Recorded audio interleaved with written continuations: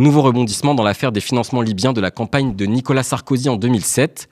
Il avait été condamné en septembre dernier à 5 ans de prison ferme pour association de malfaiteurs. L'affaire, actuellement jugée par la Cour d'appel de Paris, est relancée par le témoignage accablant de Claude Guéant.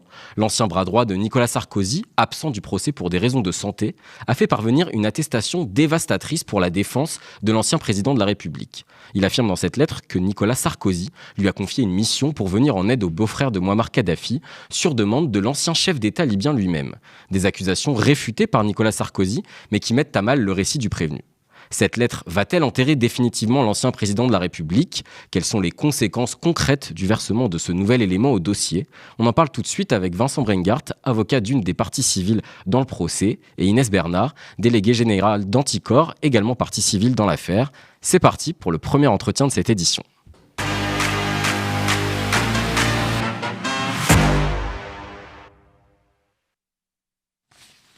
Bonsoir. Merci à vous deux d'être avec nous sur le plateau du Média. Alors, avant toute chose, j'aimerais qu'on regarde cet extrait d'une chronique réalisée par notre journaliste Nadia Sweeney pour recontextualiser un peu l'affaire. Le clan Sarkozy est accusé d'avoir récupéré une somme d'environ 50 millions d'euros issue de l'argent public libyen en échange de plusieurs choses. D'une part, de favoriser le retour du régime de Kadhafi sur la scène internationale, puisqu'à l'époque, la Libye est mise au ban des nations. Elle est accusée d'avoir commandité plusieurs attentats terroristes sur le sol européen et d'avoir opéré une répression extrêmement sanglante contre sa population.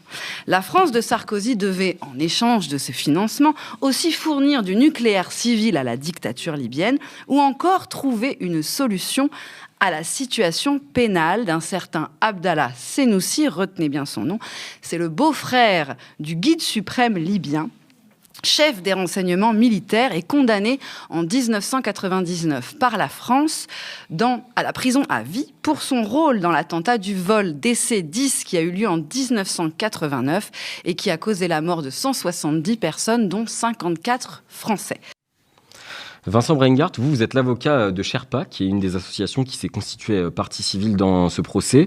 On vient d'entendre le nom d'Abdallah Senussi. Qui sont les autres protagonistes de l'affaire ? Les autres protagonistes de l'affaire, en tout cas pour ce qui concerne notamment le volet Senussi, ce sont les proches collaborateurs, les anciens proches collaborateurs de Nicolas Sarkozy, à savoir Brice Hortefeux et Claude Guéant, auxquels on reproche d'avoir rencontré dans une certaine opacité Abdallah Senussi, qui est une personne qui a été condamnée par contumace, par nos juridictions, à une peine extrêmement lourde pour sa responsabilité dans l'attentat du DC-10.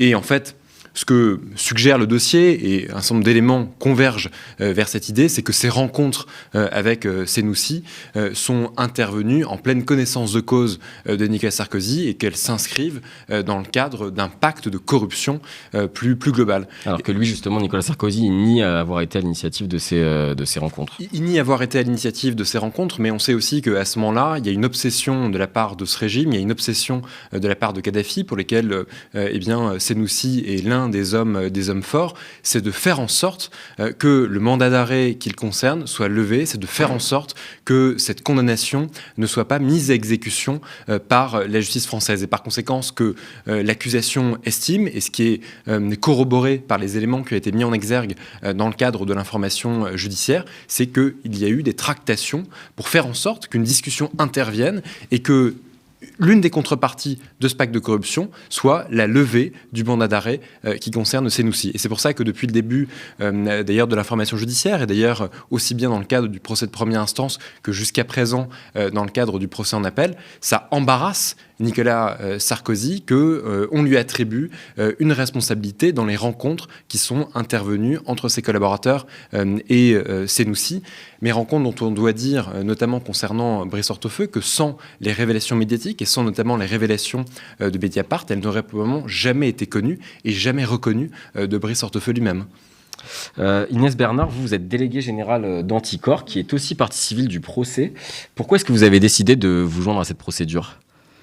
Alors on a essayé de se joindre à cette procédure parce que ce procès, il est énorme. En fait, ce dont on parle, c'est du potentiel financement par un État étranger, un État qui ait pratiqué le terrorisme, en fait, le terrorisme d'État, de la campagne présidentielle d'un ancien président de la République. Et cette campagne présidentielle, elle s'est avérée payante. Il faut voir, en fait, la gravité de ces faits potentiels et surtout les conséquences sur notre vie démocratique. Parce que nous, à Anticor, on est une association de lutte contre la corruption et pour l'éthique en politique.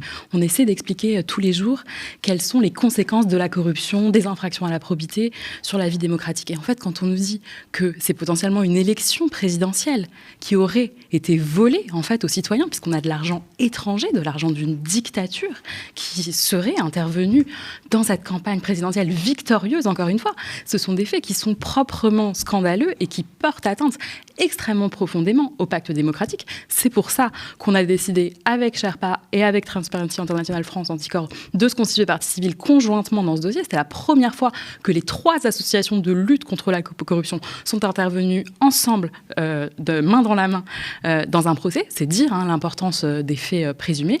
Et puis, voilà, on est là à nouveau forcément en appel. Et peut-être avec une position un peu plus ferme, parce qu'on a aussi été ébranlé par la défense de Nicolas Sarkozy à la suite de cette condamnation en première instance pour association de malfaiteurs. Nicolas Sarkozy qui n'a eu en réalité de cesse que d'accuser les juges et les médias, ce qui à notre sens constitue une atteinte à l'état de droit, une atteinte à la démocratie extrêmement grave et extrêmement dangereuse. Donc on est aussi à Anticor extrêmement attentif à cela. Alors Vincent Brignat, pour revenir donc au dernier rebondissement dans cette affaire, l'attestation qui a été fournie par Claude Guéant et qui concerne Abdallah Senoussi, qu'est-ce qu'elle change concrètement ? Mais il faut bien se figurer que jusqu'à présent, la stratégie qui a été un peu mise en œuvre par Nicolas Sarkozy, c'est celle de la distanciation. La distanciation pour un peu maintenir éloigné à la fois Brice Hortefeux et Claude Guéant, en disant notamment que ces rencontres avec Senoussi, si opaques soient-elles, si étranges soient-elles, ne sont absolument pas de sa responsabilité et surtout qu'il n'en aurait jamais été informé et que cette information ne lui serait jamais parvenue. Et je pense qu'en fait, si il réaffirme avec autant de virulence, avec autant de force qu'il n'était pas au courant de ces rencontres, c'est parce que, évidemment, il a parfaitement conscience de l'importance que ces rencontres peuvent avoir dans le schéma corruptif et dans le schéma de ce pacte. Et donc, c'est une position qu'il avait adoptée en première instance, c'est une position qu'il avait été adoptée dans le cadre de l'information judiciaire, cette distanciation dont on a vu notamment qu'elle était encore plus affirmée dans le cadre de débats de première instance, où on avait le sentiment finalement que si c'était bien d'anciens collaborateurs, ils avaient pu malgré tout agir sur leur propre initiative. Et pour ce qui concerne Claude Guéant, avec la suggestion qu'il aurait pu aussi y trouver un enrichissement personnel et par conséquent des intérêts qui n'ont rien à voir avec les intérêts de l'État. On était resté là en première instance avec aussi des déclarations à la suite de la première condamnation qui suggéraient là encore qu'il n'était pour rien dans les agissements de ses anciens collaborateurs. Et en fait, on est passé un cran au-dessus dans le cadre des débats en appel, parce que très clairement, dans le cadre du débat en appel, désormais Nicolas Sarkozy met clairement en cause la probité de Claude Guéant. Et donc, on n'est pas simplement dans un phénomène, si je puis dire, de distanciation, on est dans un phénomène de dissociation quasi pleine et entière. Et il y avait vraiment une attaque assez virulente qui a été menée à son endroit. Il faut rappeler ici que, compte tenu de son état de santé, Claude Guéant ne peut pas comparaître. Il n'avait pas comparu il avait comparu en première instance, mais avec à chaque fois des interrogatoires qui étaient vraiment chronométrés, limités dans le temps, compte tenu de son état de santé. Mais là, son état de santé ne lui permet même pas de comparaître. Et donc, en fait, c'est un absent. Et donc, Nicolas Sarkozy s'attaque à un absent. Et peut-être qu'il a parié, et probablement d'ailleurs, qu'il a parié sur son absence et sur le fait qu'il ne réagirait pas à ces attaques. Sauf que Claude Guéant, devant la brutalité de ces attaques, a réagi et il a produit une attestation en fait qui est un revirement majeur. Déjà parce que c'est la première fois depuis le début du procès qu'il prend la parole et surtout dans cette attestation, il y a 2 points qui sont des points fondamentaux. Le premier, c'est qu'il réaffirme que tout ce qu'il a fait, il l'a fait pour Nicolas Sarkozy et en pleine et entière loyauté. Et surtout, il indique qu'il a pu informer Nicolas Sarkozy de la rencontre intervenue avec Senoussi et que par conséquent, il était parfaitement au courant. Et ça, c'est l'épine dans le pied aujourd'hui pour la défense de Nicolas Sarkozy. Et on peut penser que finalement, c'est la virulence de l'attaque qui a amené à cette riposte et qui aujourd'hui est de nature à crucifier pénalement, judiciairement Nicolas Sarkozy. Alors Inès Bergin, justement, je voulais vous relancer là-dessus. Est-ce que vous avez l'impression aussi qu'en fait Nicolas Sarkozy essaie de se décharger de toute responsabilité sur Claude Guéant et en fait ça lui est revenu en pleine figure quelque part? Complètement, oui. Oui, là, c'est vraiment l'arroseur arrosé. Il l'a chargé depuis des jours durant ce procès en appel, vraiment beaucoup plus que ce qu'il a pu faire en première instance. Il a dit très clairement hier qu'il remettait en cause sa probité, ce qui est, on l'entend, et c'est pas moi qui vais défendre la probité de Claude Guéant. En revanche, je me permets de sourire quand j'entends Nicolas Sarkozy remettre en cause la probité de quelqu'un, lui-même condamné définitivement, d'une part pour corruption, d'autre part pour financement illégal d'une autre campagne présidentielle, la suivante, qui avait été une campagne qu'il avait perdue, néanmoins. Il a été condamné définitivement pour le financement de cette campagne. Oui, donc vraiment l'arroseur arrosé. Ces attaques lui sont revenues en boomerang, et comme le disait Vincent, ces attaques, elles étaient quand même pas très claires. En tout cas, je laisse apprécier le fait d'attaquer quelqu'un qui est malade, qui n'est pas présent au procès. Il nous semble en tout cas à Anticor, qu'il ne s'attendait pas à ce que Claude Guéant réplique, ce qui à mon sens laisse songeur. Mais oui, les taux se resserrent considérablement en ce qui concerne le pacte de corruption. Et moi, je veux revenir sur ce pacte de corruption, parce que ce dont on parle là, c'est la prétendue contrepartie qui aurait consisté à revoir la situation pénale du beau-frère, vous avez dit, de Kadhafi, mais ce beau-frère de Kadhafi, c'est un terroriste, hein, et Vincent, tu l'as dit également, condamné définitivement pour avoir assassiné en réalité 170 personnes, parmi lesquelles figurent des Français, et dont les survivants, les familles, sont aussi partie civile dans ce procès et ont été reconnus recevables à se constituer partie civile, justement parce que ces faits sont en fait en lien. Donc oui, cette contrepartie-là, Nicolas Sarkozy, jusque-là, et c'est ce qui ressort aussi du jugement en première instance, ce que considéraient les juges, c'est qu'ils ne pouvaient ignorer, en fait, que Claude Guéant, que Brice Hortefeux, ses deux plus proches collaborateurs, avaient agi pour ce terroriste.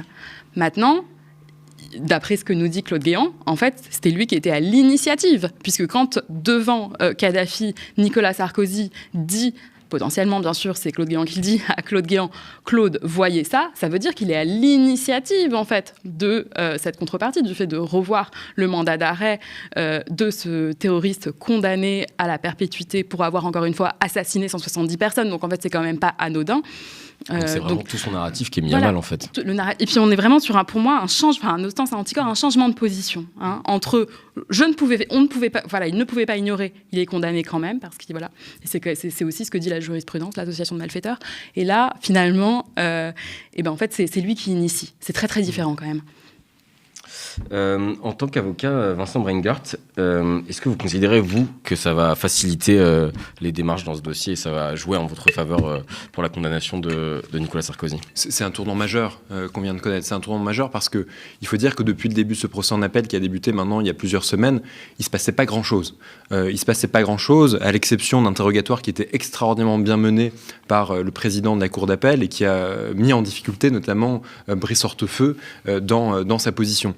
Il ne se passait pas grand-chose parce que on n'a pas vu dans les déclarations préalables, notamment de Nicolas Sarkozy, et même dans les déclarations qui ont suivi, de changement véritable de position pour expliquer les faits qu'on lui reproche et pour expliquer en fait les faits pour lesquels des juges ont estimé qu'il y avait matière à le condamner et matière à le condamner en plus à une peine lourde. Donc aucun changement. Et en fait, effectivement, sur la rhétorique de l'arroseur arrosé, le bouleversement est induit par son propre positionnement.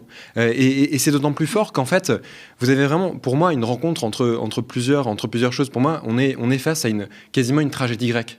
Pourquoi est-ce qu'on est face à une tragédie grecque ? Parce que il est question de loyauté, il est question d'honneur, et en fait, pour comprendre en fait ce que représente ce revirement, il faut dire déjà mettre en perspective avec la personnalité de Nicolas Sarkozy. C'est-à-dire que son exercice présidentiel ne peut pas laisser penser qu'il n'y avait pas une étroitesse des liens avec ses collaborateurs et que ses collaborateurs n'étaient pas ses obligés et qu'il n'était pas l'homme au courant de toutes les informations. Je veux dire, on peut pas l'imaginer.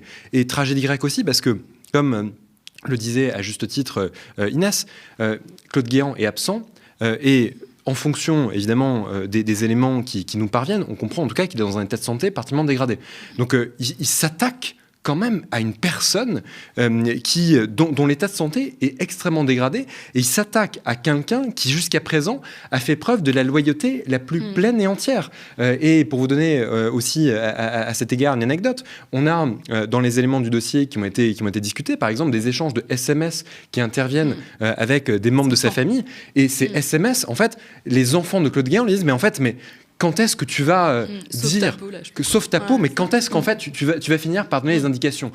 Et donc, c'est pour ça que lorsque vous avez déjà la présence de ces SMS, cette loyauté pleine et entière, qu'on a vu aussi lors du procès de première instance, parce qu'on a bien vu, si vous voulez, dans les jeux de regard, dans les jeux de défense, que tout le monde était un peu au diapason de la défense de Nicolas Sarkozy. Non seulement, en fait, c'est une rupture des faits, une rupture par rapport à la position de Nicolas Sarkozy, et surtout, ce qui vient voler en éclats, c'est cette espèce d'unité qui existait jusqu'à présent dans le cadre de la défense, où tout le monde s'inscrivait dans le sillage de la défense de Nicolas Sarkozy. Là, en fait, c'est un ultimatum qui est lancé, et on a vu d'ailleurs l'avocat de Claude Guéant s'exprimer ce matin sur RTL en disant que on comprend qu'il est susceptible, que son client en plus est susceptible d'avoir d'autres informations qui pourraient révéler en fonction de la position de Nicolas Sarkozy. Je ne sais pas si on se rend compte, c'est-à-dire qu'il est en train de nous dire en fait que si Nicolas Sarkozy a une position encore plus virulente et encore plus affirmée, il risque de donner d'autres indications. Et on comprend bien évidemment que ces indications seraient de nature à mettre à mal sa défense. Donc toute la question, ça va être de savoir, est-ce que Nicolas Sarkozy va évoluer?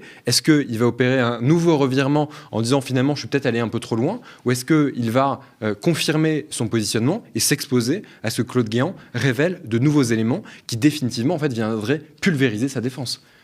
Inès Bernard, est-ce qu'un des enjeux de ce procès, c'est pas aussi celui de dire, sur la question de la probité des hommes politiques, on peut pas se comporter faire des choses illégales et s'en sortir impunément? C'est ça aussi qui joue là en appel?